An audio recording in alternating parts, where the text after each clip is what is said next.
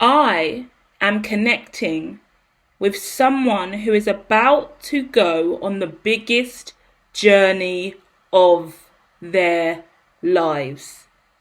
This is a really, really serious transmission today. This is deep awakening, a major consciousness shift, specifically for someone who has carried the scar from childhood up into adulthood and is now forced to fight darkness, accept their gifts and abilities, walk away from the muggle reality and become who they are truly destined to be. I'm talking to a chosen one. I'm talking to Harry Potter in this bitch. Child abuse, targeted attacks, adoption, foster care, violent and abusive parents, psychological abuse, neglect. Whatever you went through in childhood, you were scarred. Some of you actually have physical scars on your body, on your face, serious lifelong injuries because of what happened in childhood. You are a gifted spiritualist, alchemist, a light worker, witch, wizard. You have gifts. This reading is for the Harry Potter main character. The person who has gone on a Harry Potter style journey. If you've seen Harry Potter, which I hope you have, if you haven't, you're gonna need to watch it. Harry spends many years with a family that is not his. Trapped in a muggle reality, a basic, low vibrational life that is unaligned to him. He lives in a cupboard underneath the stairs and is treated like shit. I'm very passionate about Harry Potter. It is potentially my most adored movie series of all time. A TV show is coming. I love Harry Potter. So when we talk about this, I know exactly who I'm connecting with today. And the burden and struggle of what it means to be a wizard in this cruel fucking world. I know it's even more serious because the other card coming out with that is the EastEnders card. This is the TV tarot I'm using today. My goodness, I'm so sorry. I haven't even introduced myself yet. I am the hermetologist. I'm a clairvoyant, intuitive reader. I use the Rider-Waite tarot mixed in with my own TV tarot, first and second edition of the deck, to give you an intensive story about what's going on in your life. This is incredibly intuitive today, and I'm heated in my feelings today because someone needs to know they are safe and they are seen and that you are indeed a wizard, Harry. I'm Hagrid today. So let us begin. The Harry Potter card is the Magician card in tarot. The EastEnders card is the Ten of Swords. That is a card of betrayal. Now, EastEnders is a very, very, very, very, very famous British soap opera. And it's been on the box for years and years. I used to watch it every day in childhood. This is the card of familiarity. But at the end of every single episode, it goes dun, dun, dun, dun, dun, dun, dun, dun. There's always a dramatic end. And this card speaks about dramatic endings. Dun, dun, dun, dun, dun, dun, dun, dun. But serious betrayal. It talks about where you live, your community, your family and friends, all of those around you, keeping up appearances. It talks about going along with the day-to-day life, doing the same thing every single day. Someone is about to break the curse and whip out their fucking wand and scream Expelliarmus in the middle of the town square. That's what's going on here. Someone's about to reveal themselves. This could refer to coming out. This could refer to quitting your job. This could refer to moving out. dumping someone you've been with for years, outing someone who's stolen from you, abused you, whatever you've been through, redemption has arrived. This is it. We're not doing this anymore. Over and fucking done. There's been darkness shrouded around you. You've carried this scar for too long, and time has come for healing, repentance, evolution, repair. Namaste will not save the day here today. That's the truth. So as we do our yin and yang thing on this channel, this is one of the reasons why my channel is a little more grittier over here. And I can't do the airy, fairy, light tarot stuff all the time, because some people are really going through some severe shit. And they need serious support. That isn't, namaste, would you like me to pull you a spirit animal or a fairy totem? No. Blood clot wars going on here. People need protection. Poor Harry's at risk. So let me wind my neck in and get real with you guys. Let's start with the Rider-Waite, shall we? First card here is the World card. You're done. I love this for you, and I'm really, really proud of you. And I love doing tarot for this reason. Well done. I am proud of you. You do not give up, and you do not back down, because today this is your confirmation, and this is the truth. Because whatever is going on with you, it has stretched you beyond measure. Look at the devil underneath the world. Look at the devil underneath the world. That's exactly where the devil needs to be, underneath the world. In the depths of hell. Where they tried to keep you, young Harry. But no, you will be free. Why? Why will you be free, Harry? Because the Nine of Pentacles is out next. And the Nine of Pentacles represents independence. You're freeing yourself. Chains, family, friends, brothers, sisters, employers, employees. If you're a manager and you're looking after a whole load of staff that you can't stand, you hate the job, you hate your life, you're walking. People are walking out and going towards their destiny finally after a really long time. They've been staying around in the same block of flats, the same area, the same wherever, living that same life. Done. No more. The world represents the past. The present moment represents the Nine of Pentacles. Following that, we've got the future, and that is the Three of Pentacles. You're slowly moving into building something amazing for yourself now. So we're going to say that whatever you got away from, that was a little while back. Could have been a week, 2 days, either way, it's past energy. So that's already occurred, right? But the now moment is you really understanding, I am alone now, I am independent now, and that's where you get struggles, because you hear the old voices and the old echoes from everyone around you trying to drag you back into a reality that isn't for you. You've left the square, you've left the town hall, you've left the area code, you're moving the fuck on. Well done. Now you start building, start from scratch, and you're starting from Three of Pentacles. That's pretty good. Yeah, if you're starting from Ace of Pentacles, it will be harder for you. But whatever the case is, you've got Three of Pentacles, so you're stable. Okay, you're not rich, you're not booming, but you've got Three Pentacles. You've got enough, and you've got people around you to help you as well. So utilize that, use that. Interestingly, although the devil is underneath the world because it represents the lowest of low, it is also in the position of surrounding interference. So you are, and I'm going to say for the next 10 years, because the intuitive message I got was 10 years, 10 years, 10 years, 10 years, 10 years. And I know you don't want to hear that, but I would rather you focus on longevity of healing, long-term healing, yeah?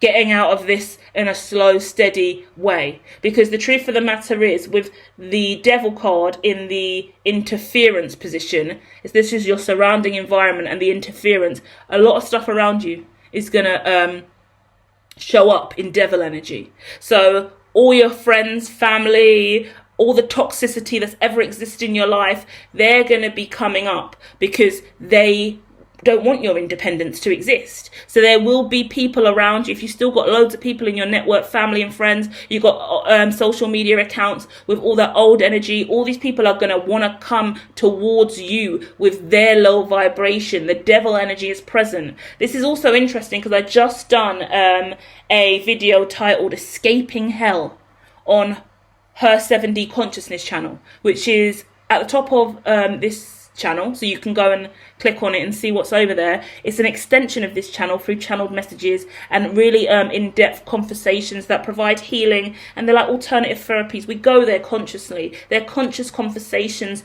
to inspire, motivate, self-empower, or collectively empower each other through intuitive understanding, and the extra energy that comes off this reading's got to go somewhere, isn't it?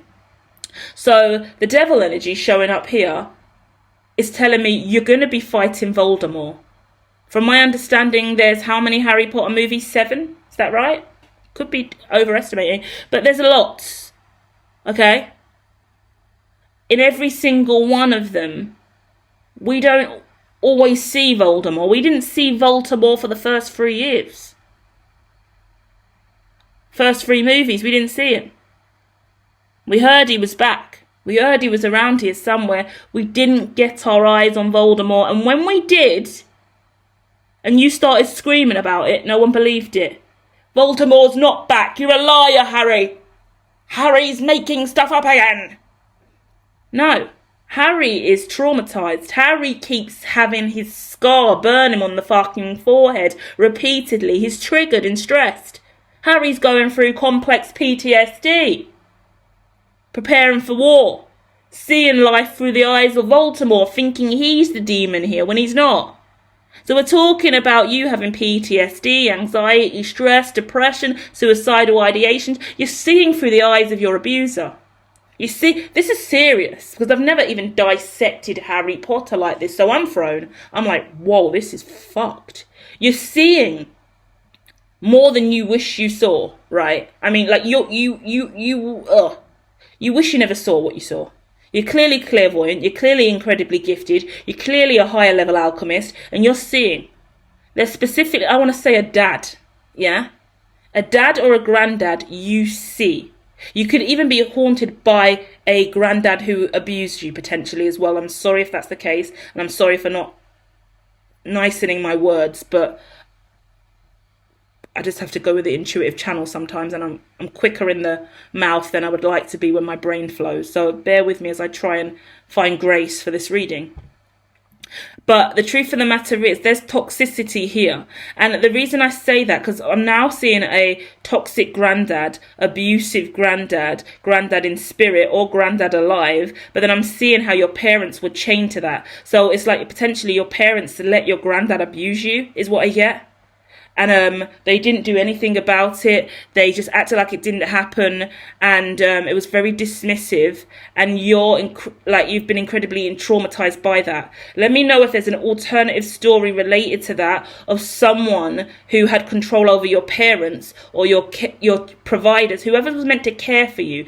I also had foster care at the beginning, didn't I? And adoption. So it's the idea of your adoptive parents not really supporting you. Right, with the abuse that you had before them, and you didn't go to therapy, you didn't get the help you needed. Foster parents are supposed to help, yeah? And you had trauma and issues that they suppressed or just patted you on the head and sent you off thinking they were doing the right thing, but they were meant to fix you pre their arrival, because you've had to still grow up with that burden that they didn't try and rectify.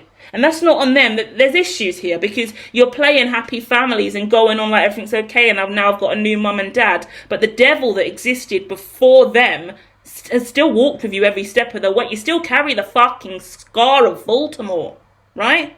Voldemort. Voldemort? What is Voldemort? Voldemort.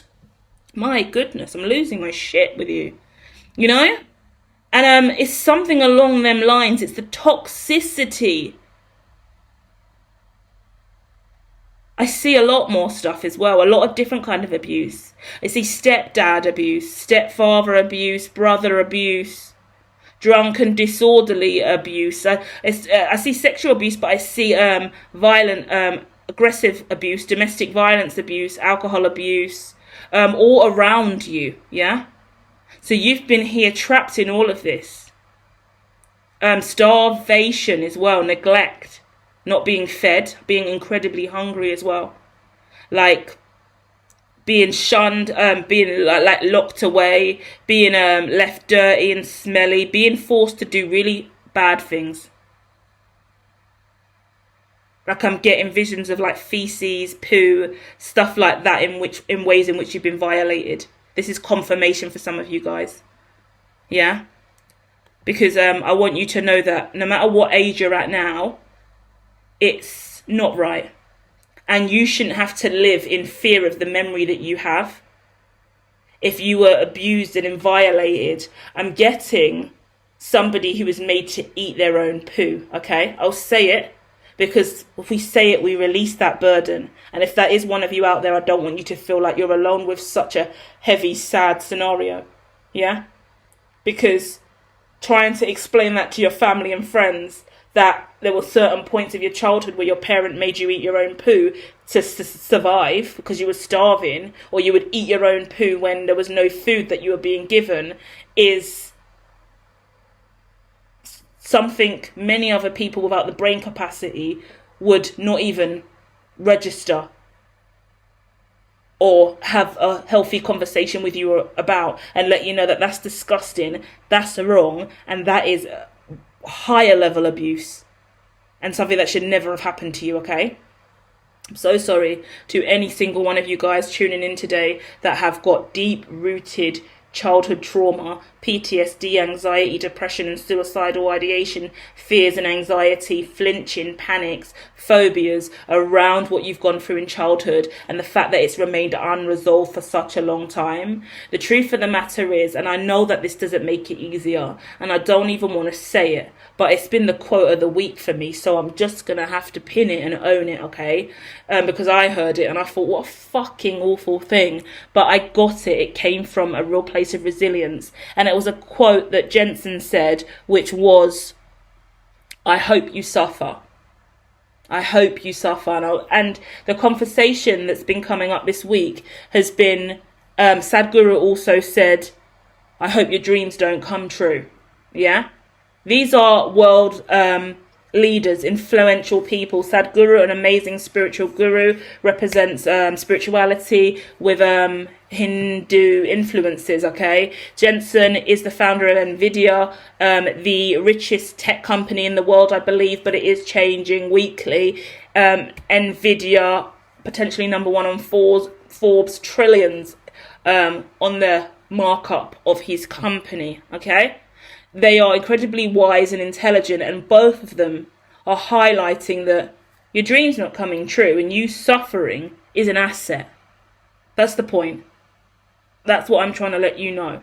So no matter how painful and sad it is, what you've been through, you are an asset. The Harry Potter story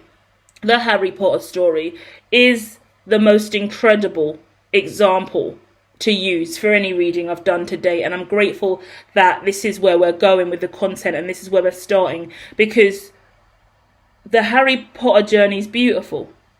You see the struggle he went through throughout childhood. You see the man he becomes. You see the growth. You see the struggles. You see the obstacles. You see the arguments back and forth with the friends, with the ones around him. You see him repeatedly go back to the Muggle family. Even when he learns he's a wizard, he's still around these people that are awful to him. Yeah? And he has to conceal his magic, hide who he is. There's so much context and elements of the Mecca that is the Harry Potter movies that you can pull on. So if you are having a tough time or a rough day, go and watch any one of them. Yeah, if you haven't seen any, what are you doing in life? Go and watch them in order and start revising and preparing for the big hermetology test, because it's based on Harry Potter. My goodness, you're late for the exam. Hurry on, kids, come on. Defense Against the Dark Arts is starting soon, kids. You must make sure you've got your wands and you head over to Diagon Alley, please. Quick, chop. You know? It's quite serious. And I make jokes about it because this is TV tarot and we lighten it. But the Harry Potter story's no joke. It's really sad. It's really painful. There's severe suffering in it. In my mind, the main things that are coming to me are the elements where Harry has to be hidden, pick Dumbledore is swerving him all the time because he doesn't want him to pick pick up on his energy or vibration and the telepathic thread. A lot of people may be skirting you at this time, avoiding contact with you, not wanting to give you eye contact or have a real conversation because they can't bear the truth. They don't want to know what really happened in childhood. They don't want to have to deal with the repercussions of your parents, your family, the law, the courts about all of this. Some of this is potentially legal as well because you may be going to court over this. Because I also see the ministry here. You know, when Harry gets pulled in front of the ministry and they're saying, you use magic, Harry. So that's forbidden and you're going to be kicked out of Hogwarts for that. And there was a Dementor. He was allowed to use magic because he was under attack by a Dementor. And they're saying, you're lying. They're saying Voldemort's not back and there was no Dementors in your town. You're a liar. Keep calling him a liar over and over again. The boy wasn't lying. And this little boy is now standing in the front of the ministry, the biggest council of all, under accusation when he's innocent. So I'm talking to someone who is incredibly innocent and has been targeted and accused because the ones in power and the ones in control and the ones in charge can't even fathom that that could be a real thing. So you've suffered because all these fucking dummies don't want to believe. Period. Not even going to be nice. I'll say it again. All these fucking dummies don't want to believe the truth that's in front of their face, and as a result, you've suffered incredibly. But that doesn't change the fucking fact that Voldemort's back. Do you get what I mean? It doesn't change a damn thing. And it breaks my heart because we're using this in context to real life, and the devil card's out as confirmation here. Yeah? Your surrounding environment and the interference in your life right now is the fact that Voldemort is out there. So that's telling me there is something dark and incredibly awful out there. And your mission, your vision, your life purpose is to eliminate that. And there's not been anyone around you. Thank God for Dumbledore's army. There are people there, but I mean, with the Nine of Pentacles in the middle, you've been very alone. There's elements throughout the movies where Harry is on his own. There's elements where he's got friends and others around him, but there's key elements where he is on his own. All that power, all that stress, all the burning from his scar, all that trauma. But he's still going. Now, in the vibration and frequency position, we have the Wheel of Fortune. This is destined. This is destined. It's been destined since you was a child. So this is going to happen one way or another. There is no change in destiny. Your greatest asset is to celebrate. Put music on, turn it up loud, blast the roof off, blast the speakers off. I don't know what that phrase is. But do it, celebrate, turn up, go out, drink. Every time you have a win and a success of any kind, celebrate. The fact that you've just got away from whatever this is, celebrate.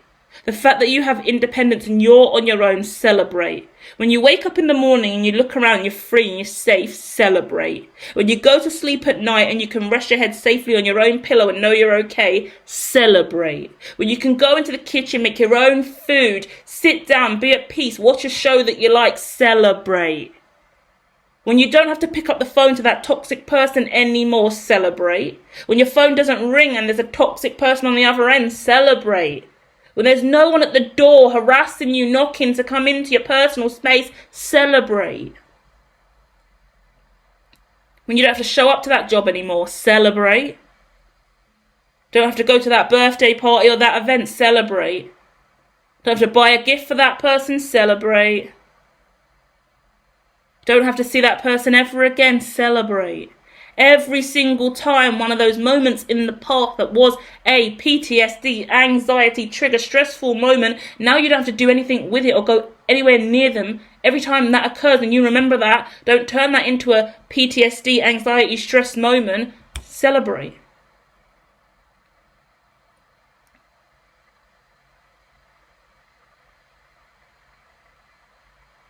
Anniversaries, birthdays, Christmas, Thanksgiving, any single one of those occasions, because that's what I'm getting in my head.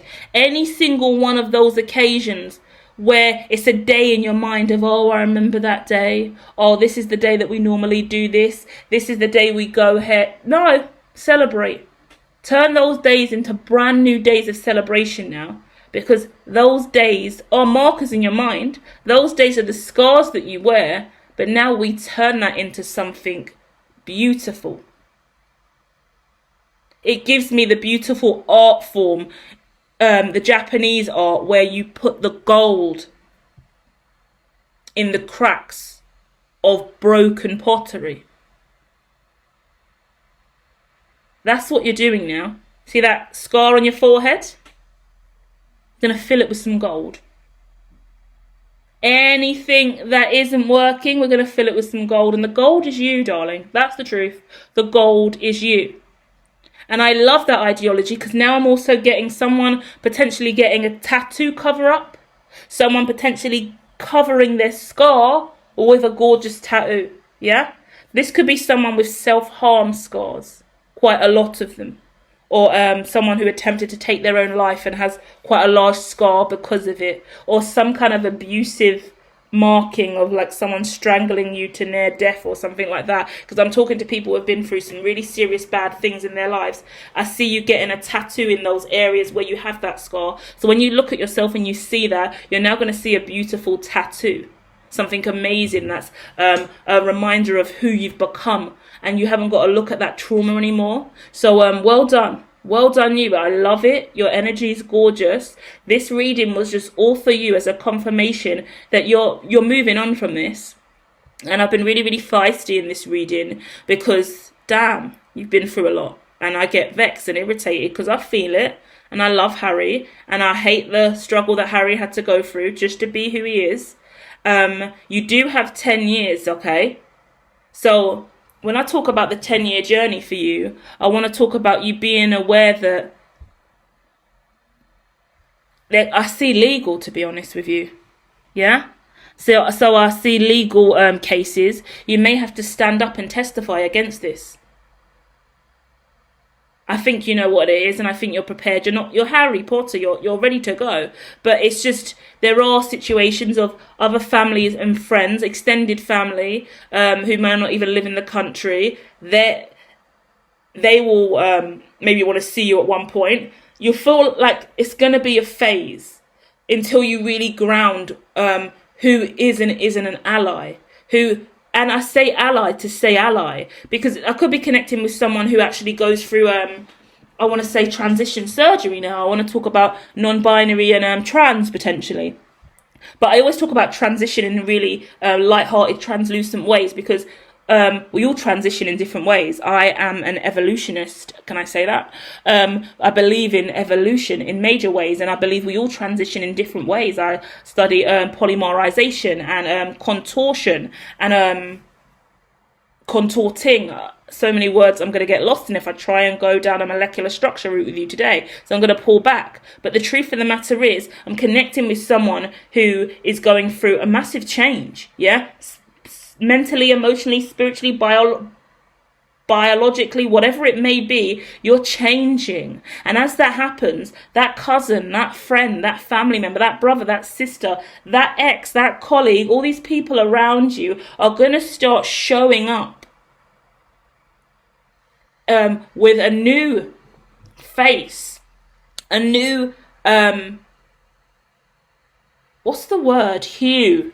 Yeah, let's say hue, because you're changing, you're upgrading, you're becoming who you've destined to be. You've suffered incredibly, and as a result, your external perception of others in the world's different, and we project on everybody, whether or not we think it's good or bad. We mirror and we project. It's inherent, it's natural. We want to please other people, we want to smile, have positive, healthy conversations. It doesn't always go down that way. So you're going to see your relationships with other people shift and change, evolve or crumble. And people are going to hold on, where are you? Why are you not coming? Why don't you come? Let's go out. Let's do this. And you're not always going to be able to navigate whether or not that is or isn't something healthy until you're in it for a while. So some relationships are going to go on for a while that just end up frothing into more toxic nightmares. It's like Snape from Harry Potter. He killed Dumbledore. He pushed him out. And no one even knew who killed him. Secret enemies in the nest. Do you get what I mean? Anyone connected to the Baltimore network, remember, this is awful as well, because the vision I'm getting in my head, I'm glad I'm warning you guys, because it's worth knowing the truth. You know, in Harry Potter, everyone touches their arm, and they touch that tattoo or that massive imprint, and that's how they call Voldemort. It's all they do is touch the massive tattoo on their hand, and it's a straight link to Voldemort. So some people around you, when they see you, they will call Voldemort straight away. And Voldemort in this story is someone bad in your life, really bad. Someone abusive, someone toxic, someone evil, the darkest element or entity of your life that you're trying to get away from. And it could be a metaphor for an element of your mental health or some darkness in your psyche, but I don't even want to project that, because what I see you've gone through mentally, emotionally, and spiritually, you're stronger than you've ever been mentally, yeah? I don't want to even infringe on any element of your mental health that would make you question who you are today, because you're Harry Potter. So any mental stresses or struggles you've been through can be explained simply by the fact that you're a wizard, Harry, right? Your reality's not fucking basic, common, everyday muggle narratives. You're living different. You've been through different shit. No, you're not going to operate like the others when your suffering has been to the degree at which it has. So be aware that other people will be phoning in to say they saw you. Gives me, if you're in the public eye, paparazzi will be snapping.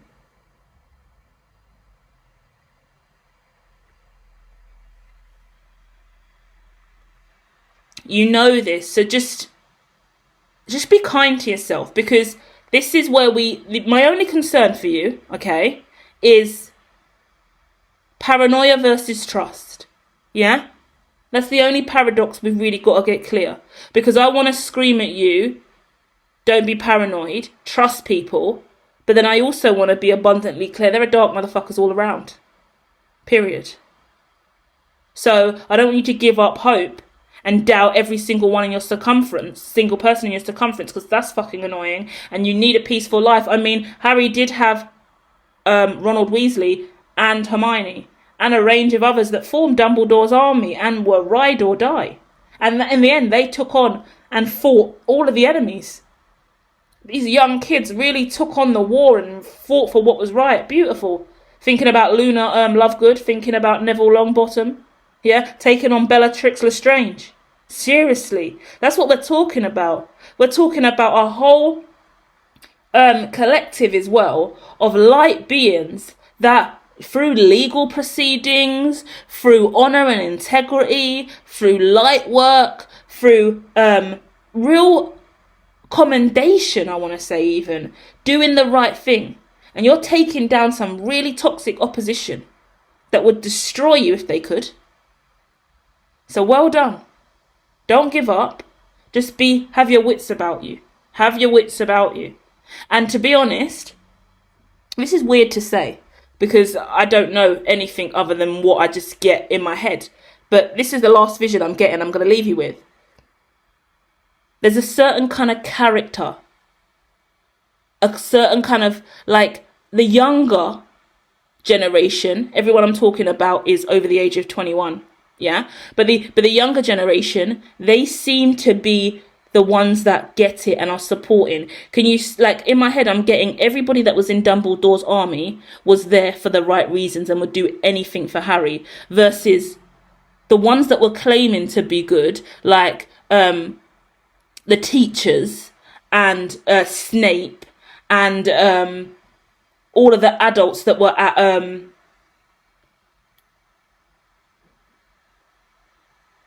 the secret location where they all met up, the Phoenix, the Order of the, everyone in the Order of the Phoenix, they still had a lot more corruption and untrustworthiness in their vibration. Not saying they all were, but there was corruption at the higher levels with these more mature individuals.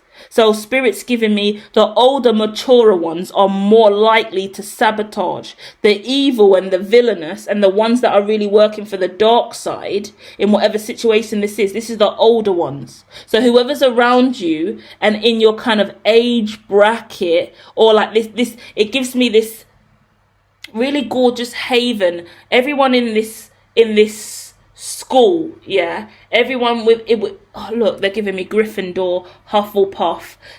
Everyone within your house, yeah. And I don't know if that means it's not even your house. It's everybody who is in your house as Gryffindor, Hufflepuff, whatever it is. And the thing is, Luna Lovegood was not even in Gryffindor.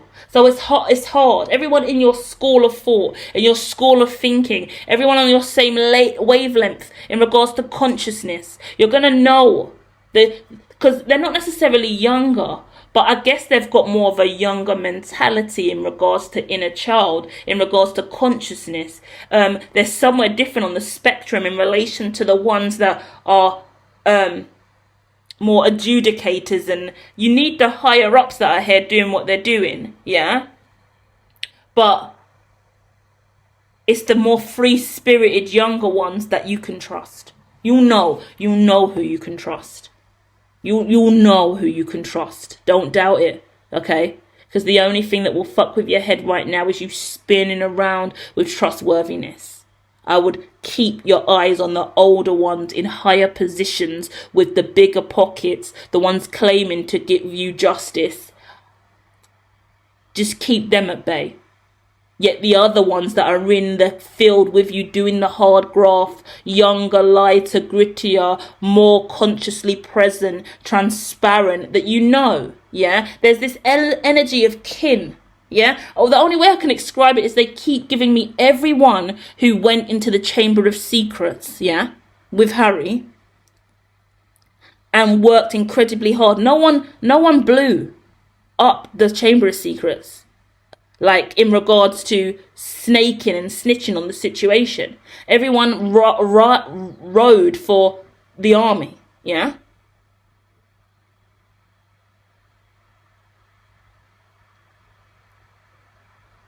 Everyone studied and worked together. That's who you can trust. And obviously this is a metaphor. Government listening in. There is no war here. Relax your skin. There is no army other than Dumbledore's army in regards to... I shouldn't even laugh because the world's a dangerous, disturbed place. But we've got to put disclaimers out nowadays because, I mean, they already blanket banned my whole content because of this kind of shit I talk about. But we're living in...